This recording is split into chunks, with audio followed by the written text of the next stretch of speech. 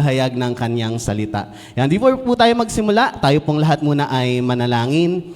Dakilang Diyos, kami po ay nagpupuri sa iyo at nagpapasalamat sa umagang ito. Salamat Lord sa pagkakataon na muli mo akong gagamitin upang ihayag ang iyong mensahe ngayong umaga. Patuloy na ikaw ang siyang luminis sa akin, anumang pagkakasala ang nakikita mo, Panginoon, sa aking puso.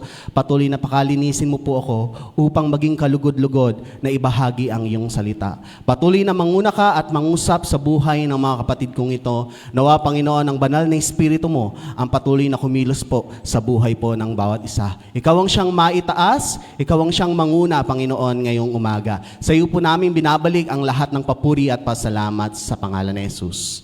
Amen. Yan, gaya po ng aking nakagulian, minsan pa po nating basahin ang ating scripture reading na mababasa natin sa Isaiah chapter 6, verse 1 hanggang 8. Noong taon na mamatay si Haring Uzias, nakita ko si Yahweh na nakaupo sa isang napakataas na trono. Ang laylayan ng kanyang kasuotan ay nakalatag sa buong templo. May mga serapin sa kanyang ulunan at ang bawat isa'y may 6 na pakpak. 2 ang nakatakip sa muka, 2 sa mga paa at 2 ang ginagamit sa paglipad. Sinasabi nila sa isa't isa ang ganito, Banal, banal, banal si Yahweh na makapangyarihan sa lahat. Ang buong daigdig ay puspos ng kanyang kalwalhatian. Sa lakas ng kanilang tinig ay nayanig ang mga pundasyon ng templo at ang loob nito ay napuno ng usok. Sinabi ko, kawawa ako sapagkat ako ay isang makasalanan at mula sa isang lahing makasalanan. Mapapahamak ako sapagkat nakita ko ang hari. Si Yahweh ang makapangyarihan sa lahat. Pagkatapos may isang seraping sumipit ng baga mula sa altar at lumipad patungo sa akin. Idinampi niya ang baga sa aking mga labi at sinabi, Ngayong naidampi na ito sa iyong mga labi, pinatawad ka na at nilinis na ang iyong mga kasalanan. At narinig ko ang tinig ni Yahweh na nagsasabi, Sino ang aking ipadadala? Sino ang magpapahayag para sa atin?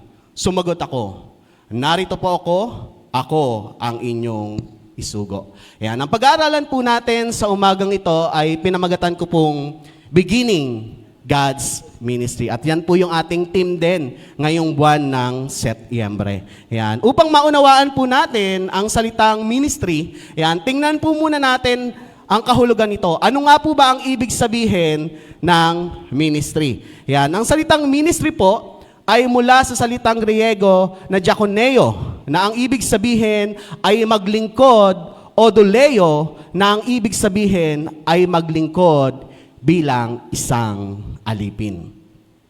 Kapag sinabi po natin na maglingkod bilang isang alipin, tutularan natin ang ginawa ni Jesus na paglilingkod habang narito siya sa lupa. Gaya nga po ng sinasabi sa Mateo chapter 20, verse 28, sapagkat maging ang anak ng tao ay naparito, hindi upang paglingkuran, kundi upang maglingkod at ialay ang kanyang buhay sa ikatutubos ng marami. At sa bagong tipan po, ang ministry po ay paraan kung paano ka makapaglilingkod sa Diyos at sa ibang tao. Yan. Sabi po rito, yan, every Christian is called to serve God for His glory.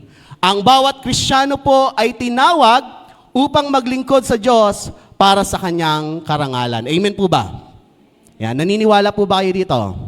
Yan. At paano nga ba natin sisimulan ang paglilingkod o ministry natin sa ating Panginoon? Nais ko pong tingnan ninyo yung larawang ito. Yan. Ano po yung nakikita nyo sa larawan? Elepante. Ano pa po? Yan, mga tao. Yan. Yan. Sino po sa atin dito ang narinig na o napakinggan ang kwento tungkol sa 6 na bulag at isang elepante? Narinig niyo na po yung kwentong to? Ayan, may nakarinig na. Ayan. Ang kwento pong ito ay tungkol po dun sa 6 na bulag. Dito po kasi sa picture, may takip lang yung mata nila, pero bulag po talaga. Kasi wala na po kayong mahanap na picture, kaya yan na lang po.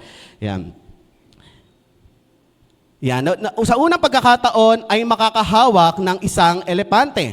Ang bawat bulag ay binigyan ng pagkakataon na ilarawan ang elepante ayon sa parte ng katawan ng elepante na mahahawakan nila.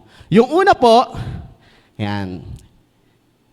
Yan. Ang sabi ng isang bulag na nahawakan ng sungay ng elepante, ito po, yan, isa spear.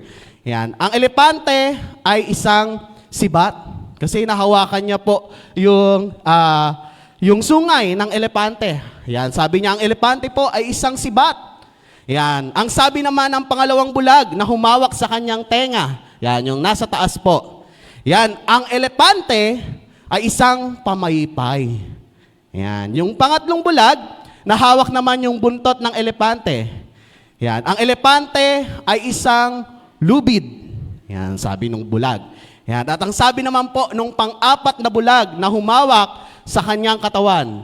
Ano po ang sabi? Ang elepante ay isang wall o pader. Di ba? Kasi laki nga ng elepante. Akala niya wall yon. Yan. Ang sabi ng panlima na may hawak naman doon sa paa ng elepante, ang elepante ay isang puno. Yan. At ang pang-anim na may hawak naman sa nguso ng elepante, ang elepante ay isang ahas. Yan. Kung sasama-samahin po natin ang mga sinabi ng 6 na bulag sa elepante, ganito pala ang itsura ng elepante. Yan. Iyan po. Di ba? Dinescribe po kasi yung elepante. Yan daw po ang itsura kung pagsasama-samahin natin yung pagde-describe ng 6 na bulag doon sa elepante, ganyan na magiging itsura ng elepante. Okay lang ba ganyan itsura ng elepante? Parang nakakatakot, no? Parang nakakatakot na siyang hawakan eh. Ayan. Ayan, ano po ba ang nais ipaalam sa atin ng kwentong ito? Ang bawat tao po ay may kanya-kanyang paniniwala kung sino at ano ba ang Diyos. Bilang tao po, inilarawan natin ang Diyos ayon sa ating pagtingin natin sa Kanya at base na rin sa mga nararanasan natin sa ating buhay. Sa halip, na ilarawan natin siya ayon sa sinasabi ng Biblia. Nailalarawan lang natin ng Diyos ayon doon sa ating nakikita, ayon doon sa ating nararanasan. Pero hindi natin nailalarawan ng Diyos ayon sa sinasabi ng Biblia. May mga tao o religious group na naniniwala na ang Diyos daw ay pag-ibig lamang. Yan, nakarinig na po ba kayo ng religious group? Naniniwala po sila na ang Diyos daw po ay pag-ibig. Ang sabi nila, dahil ang Diyos daw po ay pag-ibig, hindi gagawin ng Diyos na mapunta sa impyerno ang isang tao dahil sa kanyang mga kasalanan. Tama po. Ang Diyos ay pag-ibig, ngunit isa lamang ito sa mga attribute o katangian ng Diyos. Hindi po sapat ang isang katangian ng Diyos para ilarawan kung sino ang Diyos sa kabuuan niya. Gaya ng pagkakalarawan ng 6 na bulag sa elepante. Tandaan po natin, ang ginawa ni Jesus sa krus ay pagpapakita ng pag-ibig ng Diyos sa atin, gayon din naman ang pagpapakita ng puot ng Diyos sa kasalanan. Ang Diyos ay pag-ibig, ngunit siya rin ay Diyos ng katarungan. At siya ang Diyos, at siya ay Diyos na banal. Mamaya po, ipapaliwanag ko pa ang tungkol sa mga katangian ng Diyos upang mas lalo pa nating maunawaan ito. At ito nga po yung unang punto natin sa umagang ito. Unang pong point po natin, to begin God's ministry. Ano raw po? Yan. To begin God's ministry, recognize who God is. Kilalanin natin ang Diyos ayon sa sinasabi sa Kanyang salita. Sabi po dito, the right starting point for ministry training is God and His gospel. Kung gusto talaga po nating magsimulang maglingkod sa Diyos at simulan ang Kanyang ministeryo, dapat kilala muna natin kung sino ang Diyos. Kilala po ba natin ang Diyos? O baka kilala lang natin siya, yung kagaya kanina, ang Diyos ay pag-ibig. Kahit magkasala ako, ang Diyos ay pag-ibig. Kahit gumawa ako ng kasalanan, ang Diyos ay pag-ibig. Baka yun lang yung pagkakilala natin sa Diyos. Dapat po, kilala muna natin kung sino ang Diyos. Paano tayo maglilingkod sa isang tao o persona na hindi natin lubusang nakikilala? Halimbawa po, si Moises. Sino po nakakilala kay Moises? Siya po yung kinain ng malaking isda. Ay, hindi po. Ano mo ginawa ni Moises? Ayan, siya po yung ginamit ng Panginoon para hatiin yung dagat, para yan, alam nyo naman pala. Yan, very good. Yan, halimbawa po, si Moises po, na mababasa po natin sa Exodus chapter 4, verse 10 hanggang 13. Ang sabi po rito, sinabi ni Moises kay Yahweh, Panginoon, sa mulat mula pa'y hindi po ako mahusay magsalita. Bagamat nangusap ka na sa akin, hanggang ngayoy, pautal-utal pa rin akong magsalita. Verse 11, sinabi ni Yahweh, sino ba ang gumagawa sa bibig ng tao? Sino ang may kapangyarihan para maging bingi o pipi ang isang tao? At sino rin ba ang nagbibigay ng paningin at nag-aalis nito? Hindi ba't akong si Yahweh? Kaya nga, lumakad ka na at tutulungan kita sa pagsasalita at ituturo ko sa iyo ang iyong sasabihin. Verse 13, Yahweh, maaari po bang iba na lang ang inyong suguin? Sagot ni Moises. Yan, ang mga talata pong ating binasa ay tungkol sa unang pagpapakita ni Yahweh kay Moises sa pamamagitan ng punong kahoy na nag-aapoy ngunit hindi nasusunog. Yan, yung burning bush. Yan, kung nabasa nyo na po siya yan sa Biblia. Yan, makikita po natin dito, kung makikita po natin sa ating nabasa, ang daming dahilan ni Moises. Di ba? Sino ba? Bakit ako, Lord? Utal-utal nga ako magsalita. Paano mo ako gagamitin? Paano ako magsasabi sa mga Israelita? Hindi nga maayos yung aking pagsasalita. Baka pagtawanan lang nila ako. Baka hindi sila makinig sa akin. Di ba? May mga ganyang pong point. Itong si Moises, ang dami niyang rason. Di ba? Yan, sabi po, bago siya pumayag na suguin ni Yahweh na manguna sa Israelita sa harap ng Paraon. Ipinakilala ng Diyos kung sino siya sa kanyang buhay, ngunit hindi pa rin agad nakumbinsi si Moises na maging instrumento niya para sa mga Israelita. Hindi lang po sapat na may alam tayo sa Diyos. Napakahalaga na kilala natin kung sino ang Diyos sa ating buhay. Hindi po sapat nakilala lang natin ang Panginoon. Dapat kilala natin kung sino ang Diyos. Bagaman, ganito ang naging simula ni Moises, hindi naman ito naging hadlang upang gamitin siya ng Diyos ng buong husay sa pangunguna sa mga Israelita. Ngunit nang lubusang nakilala ni Moises ang Diyos sa kanyang buhay, si Moises ay nakilala natin bilang pinakamahusay at tapat na lingkod ng Diyos sa kanyang panahon. Yan po yung makikita po natin sa picture. Yan, ang isa po sa pinakamahalagang karakter sa Biblia na atin pong pag-aaralan sa oras na ito ay wala pong iba kundi si Isaiah. Sino po nakakilala kay Isaiah? Yan, sige po, papakilala po natin sa inyo kung sino po si Isaiah. Yan, na siya mismong sumulat po ng teksto ngayong umaga. Yan, sino nga po ba si Isaiah? Yan, sabi po rito, ang ibig sabihin daw po ng pangalang Isaiah ay, sabay-sabay po nga natin basahin.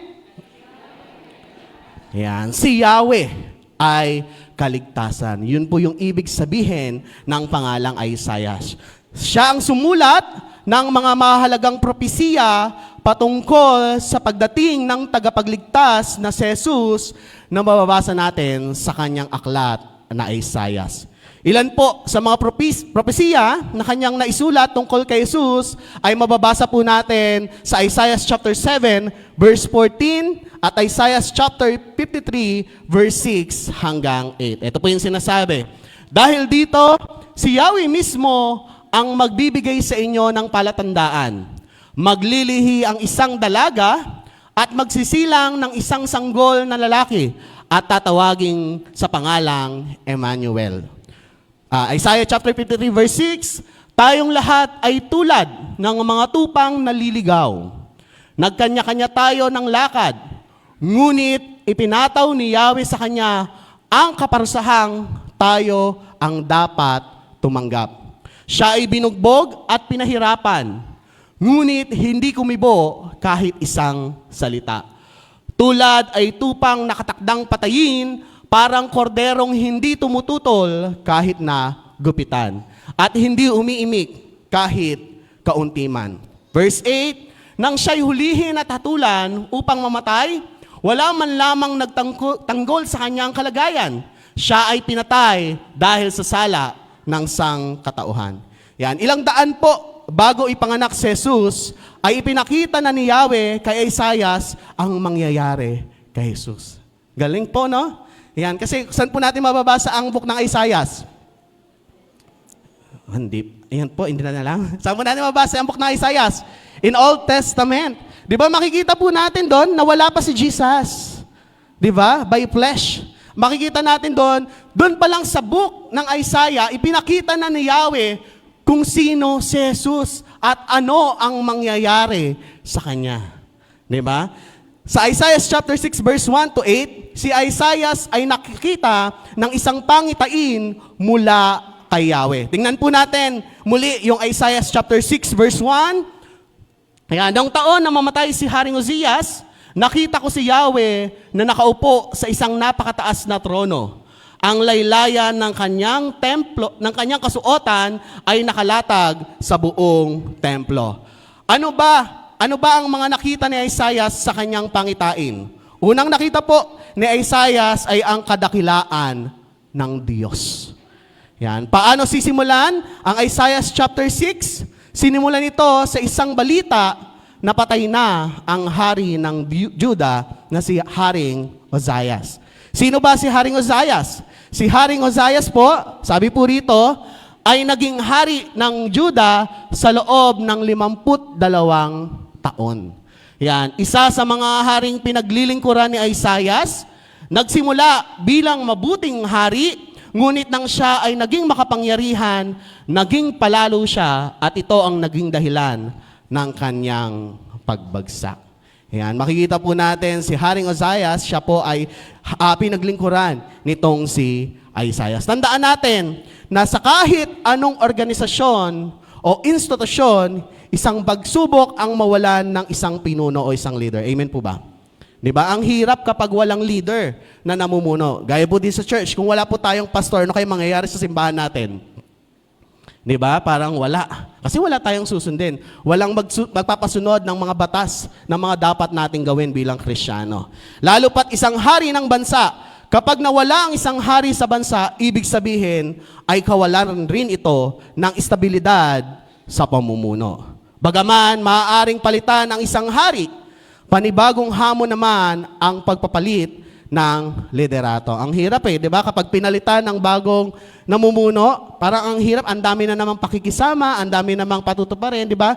Hindi kasi nagtutuloy kasi makikita po natin, iba-iba ang kakayahan ng isang leader. Hindi naman pare-parehas di ba? May iba-iba po siyang kakayahan. Sa madaling salita, walang katiyakan sa bagong mamumuno. At sa panahong ito, nakita ni Isaiah na si Yahweh ay nakaupo sa kanyang trono. Nakita ko si Yahweh na nakaupo sa isang napakataas na trono. Yan po ay mabasa natin sa Isaiah chapter 6, verse 1. Ano po ba ang ibig sabihin na si Yahweh ay nakaupo sa kanyang trono? Ang ibig sabihin po nito, bagamat walang katiyakan ang Juda sa kanilang kalagayan dahil sa pagkawala ng kanilang hari, nais ipaalam ng Diyos kay Isaiah na wala siyang dapat ikabahala o ikatakot sapagkat ang Diyos ang may kontrol sa lahat ng bagay. Ay, Isaiah,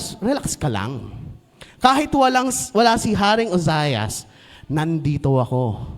Ako ay Diyos. Ako ay makapangyarihan. Kaya kong kontrolin ang lahat ng bagay. Yun yung nais sabihin ng Yahweh kay Isaiah. Nais sabihin ng Diyos kay Isaiah, bagamat namatay ang iyong hari, ako ang tunay na hari at hari magpakailanman. Kaya huwag kang mabalisa o mangamba, Isaiah. Ano naman ang kahalagahan ng mga salitang ang laylayan ng kanyang kasuotan ay nakalatag sa buong templo? Yan, na mabasa po natin sa Isaiah chapter 6 verse 1. Ito pong may dilaw. Ayan, na kulay. Para ilarawan ang mga salitang ito at mas maunawaan po natin, yan, noong kinasal si Princess Diana of Wales. Kilala niyo po si Princess Diana of Wales? Ayan, siya po ay nagsuot ng damit pangkasal na ang laylayan ay may 25 talampakan na sumisimbolo kung gaano kahalaga o kaimportante si Princess Diana. Yan po. Yan, sabi diyan, Princess Diana of Wales wore a wedding dress with a train that was 25 feet long. Through history, a long flowing train was a symbol of importance. Ganun kahalaga si Princess Diana. Yan. Gayon din naman, ipinakita ng Diyos kay Isaiah hindi lang ang kanyang kadakilaan, maging ang kanyang kaluwalhatian, upang ihanda siya sa panibagong ministeryo na kakaharapin niya sa panibagong hari ng Juda. Ano pa ang pinakita ng Diyos kay Isaiah? Ipinakita rin ng Diyos ang kanyang kabanalan kay Isaiah. Yan. Ano po yung ulit yung una? Kadakilaan ng Diyos. At yung pangalawa po, kabanalan ng Diyos. Nang bababasa po natin sa Isaiah chapter 6, verse 2 at 3. Yan. Sabi po rito, may mga serapin sa kanyang ulunan. At ang bawat isa'y may 6 na pakpak. 2 ang nakatakip sa mukha, 2 sa mga paa, at 2 ang ginagamit sa paglipad. Yan. Ito po yung itsura ng serapin. Yan. Pero yung kulay po, hindi po namin alam kung yan ganyan talaga ang kulay. Yan. Ang mga serapin po ay mga anghel na naglilingkod sa Diyos. Yan. Sa tingin nyo, bakit kaya walang muka? Bakit kaya nakatakip yung muka ng serapin? Yan. Mamaya po malalaman natin bakit ganyan yung itsura ng serapin. Yan. Bakit kaya nakatakip ang muka at ang mga paa ng mga serapin habang sila ay naglilingkod sa Diyos? Yan. Ito po yung ibig sabihin. Kahit na ang mga serapin ay lagi nilang nakakasama ng Diyos sa paglilingkod, ipinapakita pa rin nila ang mataas na paggalang nila at pagkamangha sa kabanalan ng Diyos. Yun yung pagpapakita ng respect ng serapin sa ating Panginoon. Yan, nakatayo ang mga serapin na tinatakpan ng kanilang sarili na tila itinatago ang kanilang sarili sa abot ng kanilang makakaya. Bilang pagkilala sa kanilang kawalan ng karapatan sa presensya ng banal na Diyos. Biruin mo, kasama na nila ang Diyos, pero ganun pa rin yung pagkilala nila sa ating Panginoon. Ganun pa rin sila nahihiya sa ating Panginoon. Tayo po kaya, nahihiya kaya tayo sa Panginoon? Nahihiya kaya tayo sa kabanalan ng Diyos? Di ba? O pinagmamalaki natin yung mga kasalanan na ginagawa natin sa Panginoon. Sana po hindi tayo ganon. Gayahin po natin yung serapin. Yan. Sinabi nila sa isa't isa, ang ganito, banal, banal. Banal si Yahweh na makapangyarihan sa lahat, ang buong daigdig ay puspos ng kanyang kaluwalhatian. Ano po ba ang ibig sabihin na ang Diyos ay banal? Yan. Sabi po rito, ang mga salitang banal, banal, banal, ay 2 beses lamang makikita sa Biblia. Ayan. Yung word po na banal, banal, 2 times lang po natin siyang mababasa sa Biblia. Ito po ay makikita natin sa Isaiah chapter 6 verse 3 at Pahayag chapter 4 verse 8. Ang kabanalan ng Diyos ang naglalarawan na sa kanyang pagiging perpekto at walang bahid dungis na kalinisan. Ayan, upang mas maunawaan pa natin ang kabanalan ng Diyos, basahin natin ang Genesis chapter 18 patungkol sa paghatol ng Diyos sa Sodoma at Gomorrah. Yan. Sabi po rito, kaya't sinabi ni Yahweh, katakot-takot na ang sumbong sa akin laban sa Sodoma at Gomorrah. At napakalaki ng kanilang kasalanan. Kaya't bababa ako roon at aalamin ko kung totoo o hindi ang paratang laban sa kanila. Verse 22, umalis nga ang mga lalaki at nagpunta sa Sodoma. Ngunit naroon pa rin si Yahweh sa tabi ni Abraham. Itinanong ni Abraham, lilipulin po ba ninyo ang lahat ng tao, ang mabubuti kasama ang masasama? Verse 24, sakali pong may 50 mabubuting tao sa lungsod, wawasakin pa rin ba ninyo iyon? Hindi po ba ninyo patatawarin ang lungsod alang-alang sa 50 iyon? Verse 25, naniniwala po akong hindi ninyo idaramay ang mabubuti. Hindi nyo gagawin iyon sapagkat kung ganito ang mangyayari, parehong magdurusa ang masama at ang mabuti. Hindi ninyo magagawa iyon, makatarungan ng hukom ng buong daigdig. Verse 26, at sumagot si Yahweh, hindi ko wawasakin ang lungsod alang-alang sa 50 mabubuting tao. Yan, makikita po natin sa mga talatang ito ang pakiusap po ni Abraham sa Diyos patungkol sa Sodoma at Gomora. Kung babasahin po natin ang buong chapter 18, tumawad pa si Abraham sa Diyos, 'di ba? Makikita natin sa story na sabi niya, 50 na lang po. Naging 4 na po. Naging 3 po. Naging 2 po at ilan na natira? Hanggang 10. Ang sabi sa Genesis chapter 18 verse 32, sa huling pagkakataon ay nagtanong si Abraham. Ito na po lamang ang itatanong ko. Paano po kung 10 lamang ang mabubuting tao roon? Hindi ko pa rin wawasakin ang lungsod alang-alang sa 10 iyon, sagot ni Yahweh. Ang Diyos po ng lumang tipan ay Diyos na mabuti. Amen po ba? Parang ilan lang yung naniniwala. Ulitin ko pa ang tanong. Ang Diyos ng lumang tipan ay Diyos ng mabuti.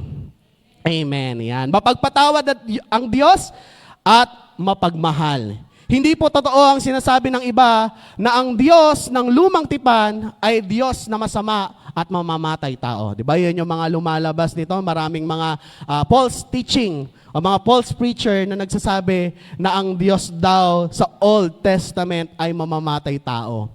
Di ba? Hindi po katotohanan yon. Kapag tayo ay nagbabasa ng Biblia, siguraduhin po nating basahin natin ang buong chapter. Hindi lang ang iilang verse. Diba? Kasi tayo po, minsan naniniwala kagad tayo kapag share sa atin. Isang verse lang. Pero hindi dapat tayo naniniwala sa isang verse lang. Dapat aralin natin ang buong chapter na sinasabi doon sa verse na yon. Diba? Kasi minsan dyan tayo naliligaw eh. Kapag sinasharan tayo ng Word of God, isang verse lang tapos yung kanilang paniniwala na nasasang-ayon na tayo. Bilang mga Kristiyano po, responsibilidad natin na basahin natin ang Biblia at unawain ang sinasabi nito sa atin. Bakit nga ba tinupok ang Diyos ang Sodoma at Gomora? Yan. Ano po ba ang kasalanan nila? Yan. Ano po yung kasalanan ng Sodoma at Gomora? Ako, hindi nyo rin po alam yung kasalanan ng Sodoma at Gomora. Ayan. Okay, di ba? Yung kasalanan po nila ay immoralidad. Yan, basahin na lang po natin yung story ng Genesis. Ayon po, sa hiling ni Abraham, may nakita po bang 10 mabubuting tao sa Sodoma at Gomora? Sa tingin nyo, meron po bang nakitang mabuting tao doon sa Sodoma at Gomora? Meron po o wala? Yan. Wala pa sa 10, meron, pero wala pa sa 10 ang mabuting tao. Yan, kapag binasa po natin ang chapter 19. Biruin mo, di ba? Itong si Abraham tumawad, kung may 10, wawasakin mo pa ba? Di ba? Pero makikita natin, wala nga sa 10 yung matuwid o mabuting tao doon sa Sodoma at Gomora. Bakit? Kasi yun na yung kasalanan na ginagawa ng Sodoma at Gomora. Lantad na yung pagkakasala ng lugar na ito. Di ba? Si Lot lang na pamangkin ni Abraham ang natagpuang matuwid. Kung tutusin, ayaw pang iwan ng pamilya ni Lot ang Sodoma at Gomora. Kung hindi pa kinaladkad ng anghel, paalis ang pamilya nila Lot sa Sodoma at Gomora, hindi sila maliligtas. Diba? Biruin mo itong si Lot, ayaw niya. Pero dahil sa kinaladkad siya ng anghel, naligtas sila. Kung hindi, kasama sila. Yan, doon sa pagkawasak. Yan. Sabi po sa Genesis chapter 19, verse 6-7, nag-atubili pa si Lot, ngunit sa habag ni Yahweh, halos kaladkarin na sila ng mga lalaki palabas ng lungsod. Pagkatapos, isa sa manghel ay nagsabi, iligtas ninyo ang inyong sarili. Huwag kayong lilingon o hihinto sa libis. Magtago kayo sa kaburulan para hindi kayo mamatay. Para mas maunawaan po natin, basahin nyo na lang po sa inyong tahanan. Yan, kasi kung aaralin pa natin, medyo mahaba na po eh. Yan, hindi nais ng Diyos na mapahamak ang sinuman. Ang nais ng Diyos ay magsisi tayo sa ating mga kasalanan at sumunod sa Kanya. Ayaw ng Diyos na tayo ay mapahamak. Gusto ng Panginoon talikuran natin yung anumang kasalanan na ginagawa natin. At yun yung nais ng Diyos doon sa Sodoma at Gomora. Alisin nyo na yung mga kasalanan nyo. Talikuran nyo na yung mga kasalanan nyo. Pero nung ginawa ng Sodoma at Gomora, nagpatuloy pa rin sila sa pagkakasala. At yun yung ginawa ng Diyos sa Sodoma at Gomora. At ganun din ang gagawin ng Diyos sa atin.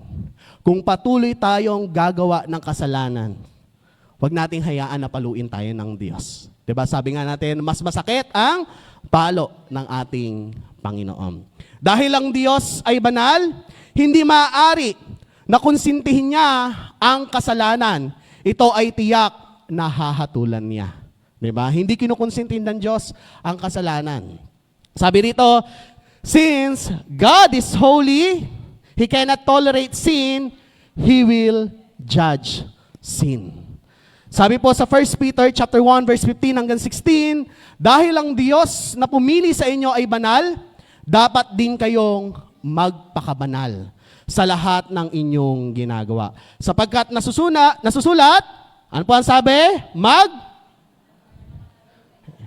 Magpakabanal kayo sapagkat ako'y banal. Tandaan po natin, ang Diyos ay hindi nagbabago. Amen po ba?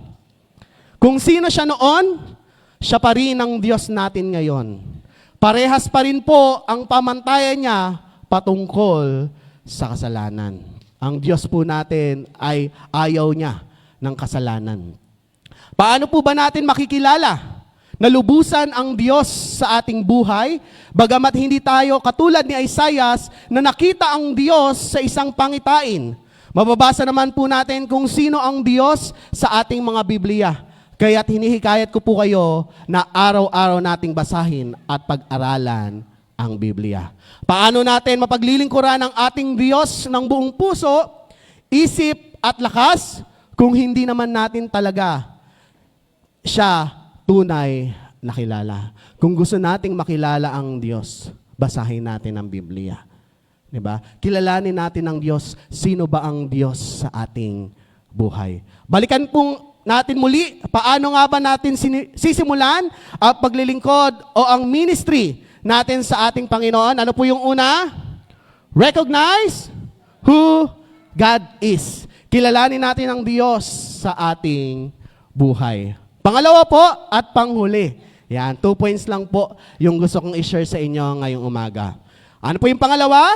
Recognize. Yan, recognize who you are before God. Kilalanin natin ang ating sarili sa harapan ng Diyos. Pagkatapos makita ni Isaias ang kadakilaan at kabanalan ni Yahweh, ano ang naging tugon niya rito? Paano nakita ni Isaias ang sarili niya sa harapan ng Diyos? Ano po ang sinasabi sa Isaiah chapter 6 verse 5? Ang sabi po rito, sinabi ko, kawawa ako sapagkat ako ay isang makasalanan. At mula sa isang lahing makasalanan, mapapahamak ako sapagkat nakita ko ang hari, si Yahweh ang makapangyarihan sa lahat. Nakita ni Isaias ang kalagayan niya sa harapan ng Diyos. Ano daw po siya? Isang makasalanan. Tayo po ba? Sa harapan ng Diyos, ano tayo? Perpekto po ba tayo sa harapan ng Diyos? Hindi po. Tayo ay makasalanan din sa harap ng Diyos. Bakit mahalaga na bago tayo magsimula sa paglilingkod natin sa Diyos, makita natin kung gaano tayo karumi o makasalanan sa harap ng Diyos? Sabi po rito, the revelation of the Lord in glory transformed the lives of God's servants and inspired them for service. Ang kapahayagan ng kadakilaan at kabanalan ng Diyos ay dapat magdulot sa isang tao na magsisi sa kanyang mga kasalanan at pagnanais na paglingkuran ang Diyos. Gayon din naman, hindi tayo makakapagministeryo sa iba kung tayo mismo ay hindi rin nakakaranas ng pagmiministeryo ng Diyos sa atin. Sabi po sa Isaiah chapter 6 verse 6 hanggang 7, pagkatapos may isang seraping sumipit ng baga mula sa altar at lumipad patungo sa akin. Idinampi niya ang baga sa aking mga labi at sinabi, ngayong naidampi na ito sa inyong mga labi, pinatawad ka na at nilinis na ang iyong mga kasalanan. Dahil po dito, si Isaiah ay tumugon sa panawagan ng Diyos upang maging tagapaghayag ng kanyang salita sa kanyang mga kababayan. Sabi po sa Isaiah chapter 6 verse 8, at narinig ko ang tinig ni Yahweh na nagsasabi, sino ang aking ipadadala? Sino ang magpapahayag para sa atin? Sumagot ako, narito po ako. Ako ang inyong isugo. Makikita po natin si Isaiah, 'di ba? Una ang tingin niya siya ay makasalanan, pero pumayag na siya na gamitin ng ating Panginoon sa paglilingkod. Dahil naranasan na ni Isaiah ang pagpapatawad ng Diyos. Sino po nagsasabi rito siya ay pinatawad na ng Diyos? Nakalungkot naman po yung mga hindi pa pinatawad ng Diyos. Yan, lahat po ba tayo ay pinatawad na ng Diyos? Amen. Siyempre, pag pinatawad na ng Diyos, dapat hindi na tayo gagawa ng ayaw ng ating Panginoon. Siya man ay may kakayahang ibahagi sa iba ang pagpapatawad na naranasan niya sa Diyos sapagkat ito ang ministeryo na gagawin niya para sa Juda. Hikayatin sila na manumbalik sa Diyos, talikuran ang kanilang mga kasalanan at maglingkod sa Kanya. Ito po ang mensahe na sinulat ni Isaiah sa mga taga-Juda na mababasa natin sa Isaiah chapter 56 verse 6 hanggang 7. Ang sabi po rito, hanapin mo si Yahweh habang siya'y matatagpuan, manalangin ka sa Kanya habang siya'y malapit pa. Dapat nang talikuran ang mga gawain ng taong masama at dapat magbago ng pag-iisip ang taong liko. Sila'y dapat manumbalik at lumapit kay Yahweh upang kahabagan at mula sa Diyos makakapit nila ang kapatawaran. Tandaan po natin na ang Diyos ay hindi tumatawag ng mga lingkod na mapagmataas o higit ang tingin sa sarili. Ayaw ng Diyos na lingkod niya na mapagmataas, na mayabang.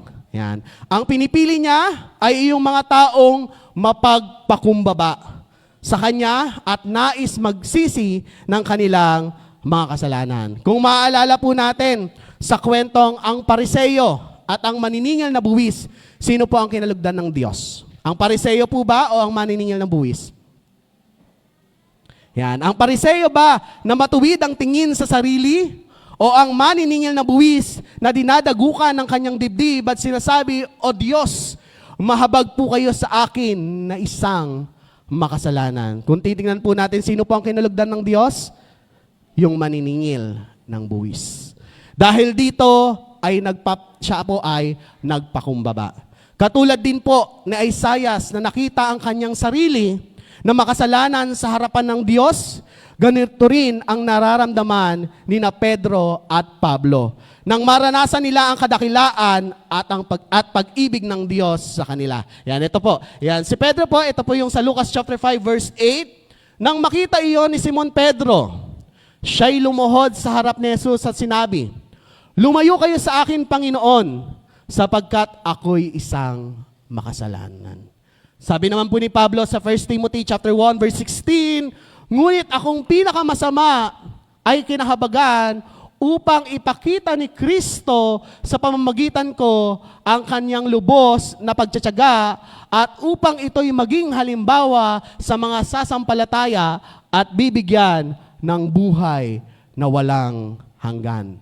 Lagi po nating alalahanin ang sabi po sa 1 Corinthians chapter 1 verse 26 hanggang 27. Mga kapatid, alalahanan ninyo ang inyong katayuan noong kayo'y tawagin ng Diyos. Ayon sa pamantayan ng tao, ay iilan lamang sa inyo ang matatawag na marunong, makapangyarihan at maharlika. Subalit, pinili ng Diyos ang mga naturingang hangal sa sanlibutan upang hiyain ang marurunong at pinili niya ang mga naturingang mahihina upang hiyain ang malalakas. Verse 28, pinili niya ang mga pangkaraniwang tao, mga hinamak at mga mahihina sa sanlibutang ito upang ipawalang saysay ang mga kinikilala ng sanlibutan. Kaya't walang sino mang makapagmamalaki sa harapan ng Diyos. Biruin niyo po, ang pinipili ng Diyos, yung mga taong mapagpakumbaba, yung mga taong mahihirap. Sapagkat nakikita ng Diyos sa kanila yung ugaling mapagpakumbaba. Di ba? Kayo ng Diyos yung taong mapagmalaki. Di ba? Kung tayo po ay nagmamalaki sa Panginoon, kailanman ay hindi kanya ilalagay sa posisyon na nararapat. Kung gusto natin na tayo ay gamitin ng Panginoon sa ministeryo niya, simulan natin sa sarili natin. Tingnan natin yung sarili natin. Baka mamaya, mas gusto natin yung glory. Baka mamaya yung glory, gusto natin sa atin. Di ba? Lagi pong paulit-ulit na sinasabi natin, sa paglilingkod sa Panginoon, hindi dapat mapupunta sa atin ang glory. Kanino po dapat mapupunta? Sa Kanya. Hindi dapat sikat tayo. Sino po ang dapat sikat? Ang Diyos. Sapagkat tayo po ay ginagamit lamang ng Diyos. Diba? Tayo pong lahat ay ginagamit lamang ng ating Panginoon. Huwag nating kunin yung nararapat na para sa Panginoon. At kasi kapag ganun yung ugali natin, ibabagsak tayo ng Panginoon. Ayaw ng Diyos. Diba? Gaya nga ni Lucifer, diba? Siya ay nagmalaki sa Panginoon. Anong ginawa sa kanya? Siya ay binagsak ng ating Panginoon. Kasi itong si Lucifer, naging mayabang na eh. Kaya ko naman ang gawin eh. Yung ginagawa mo eh. Di ba? Pero dahil sa kayabangan ni Lucifer, anong nangyari? Anghel po siya dati. Di ba? Siya ay binagsak ng ating Panginoon. And ganun din po yung gagawin ng Diyos sa atin. Kung nakikita ng Diyos na tayo ay mayabang sa harap niya, kung hindi tama ang puso natin sa paglilingkod sa Panginoon, tayo po ay babagsak ng Diyos. Sana tingnan natin yung ating sarili. Tingnan natin ang ating puso na tayo ba ay kalugod-lugod sa harapan ng ating Panginoon. Balikan nga po natin muli, paano nga ba natin sisimulan ang paglilingkod o ang ministry natin sa ating Panginoon? Ano po yung una? Recognize who God is. Kilalanin natin ang Diyos sa ating buhay. Pangalawa po, recognize who you are before God. Kilalanin natin ang ating sarili sa harapan ng Diyos. Bilang pagtatapos po, nais ko pong ibahagi sa inyo ang buhay ni Clive Staples Lewis. O mas kilala natin sa tawag na C.S. Lewis. Diba? Madalas ito po yung nababasa natin sa lahat ng nagpipreach. Yan, kumukuha ng mga quotes patungkol kay C.S. Lewis. Na sumulat po ng sikat na libro na The Chronicles of Narnia. Si C.S. Lewis po ay lumaki sa isang Kristiyanong pamilya sa Ireland. Ngunit nagbago ang kanyang paniniwala noong namatay ang kanyang ina dahil sa cancer. Dismayado na hindi pinagaling ng Diyos ang kanyang ina, siya ay naging isang atheist. Alam niyo po yung atheist? Ito po yung mga taong hindi naniniwala na merong Diyos. Sa edad na 15. Dahil dun sa naranasan niyang pagkawala, kasi parang ang sinisisi niya, hindi siya tinulungan ng Diyos na mabuhay yung kanyang ina. Gumaling yung kanyang ina. At dito parang na-stumble siya eh. Di ba? Ngunit noong 1931, dahil sa impluwensya ng kanyang katrabaho na si J.R.R. Tolkien, nagkaroon siya ng pagnanais na balikan ang tungkol sa Diyos. Siya ay naging tunay na Kristiyano at ginamit niya ang kanyang talento sa pagsulat upang lumikha ng mga libro patungkol sa Kristyanismo. Simula noong 1931 hanggang siya ay mamatay, itinuturing niya ang kanyang sarili na isa sa mga lubos na nagsisisi sa Diyos sa buong England. Ginamit niya ang kanyang buhay upang maglingkod sa Panginoon at sa iba.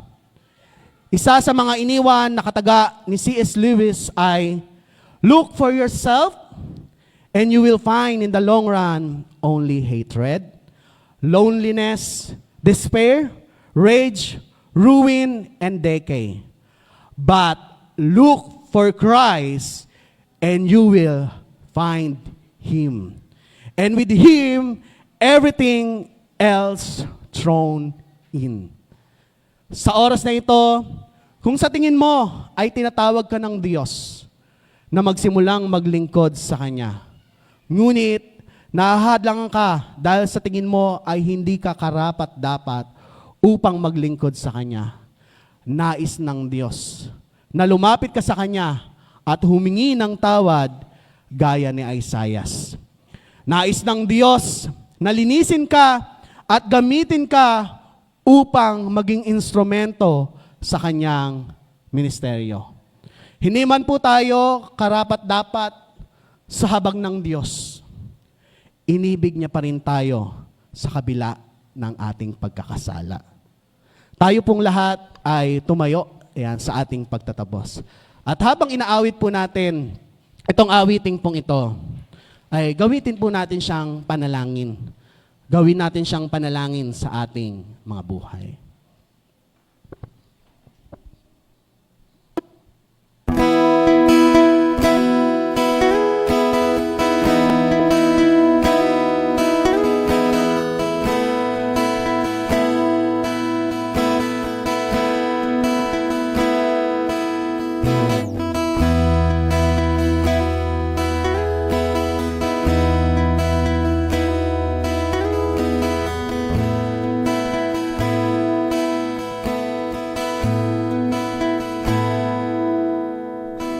Habang hindi karapat-dapat, pagkukunan ng iba at wagas mo pagsinta. Habang walang kakayanan, masuklian ka ng mabuti sa lahat mong ginawa. Yakap mo ako sa aking karumihan. Inibig mo ako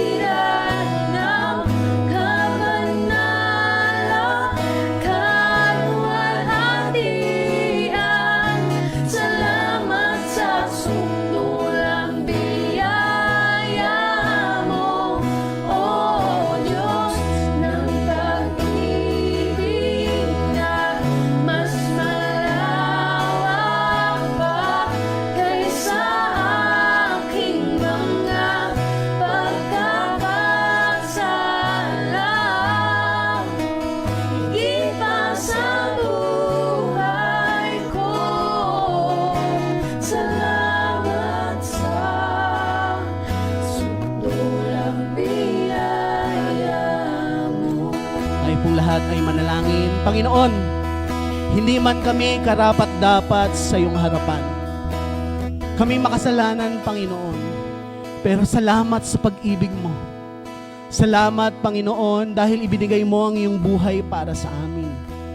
Salamat, Panginoon, sa pagmamahal. Salamat sa patuloy na paggamit mo sa amin sa iyong ministeryo. Patuloy na ikaw yung makita, Panginoon, hindi kami. Turuan niyo po kami na matutong mapagpakumbaba sa lahat ng bagay na aming ginagawa. Tulungan niyo po, Panginoon, mga kapatid po namin na gustong ring maglingkod sa iyo, pero may takot dahil sa kanilang kakayanan, Panginoon. Tulungan mo po sila na gamitin ang kanilang buhay sa paglilingkod sa iyo. Dahil yun po yung layunin mo sa aming mga buhay. Ang patuloy na gamitin mo sa iyong ministeryo. Patuloy na ikaw ang siyang makita, Panginoon. Patuloy na ikaw ang siyang maitaas sa aming mga buhay ngayong umaga. Nawa, Panginoon, na ang salita mo na aming napakinggan ay patuloy na ma-apply namin sa aming buhay. Ikaw ang ma-recognize, Panginoon, sa aming buhay, Panginoon. Ikaw ang siyang patuloy na makita at patuloy na gamitin mo kami sa ikalalago ng iyong ministeryo, Panginoon. Sa iyo po namin binabalik ang lahat ng papuri at pasalamat sa pangalan ni Jesus. Amen. Muli po, isang mapagpalang umaga po sa ating lahat.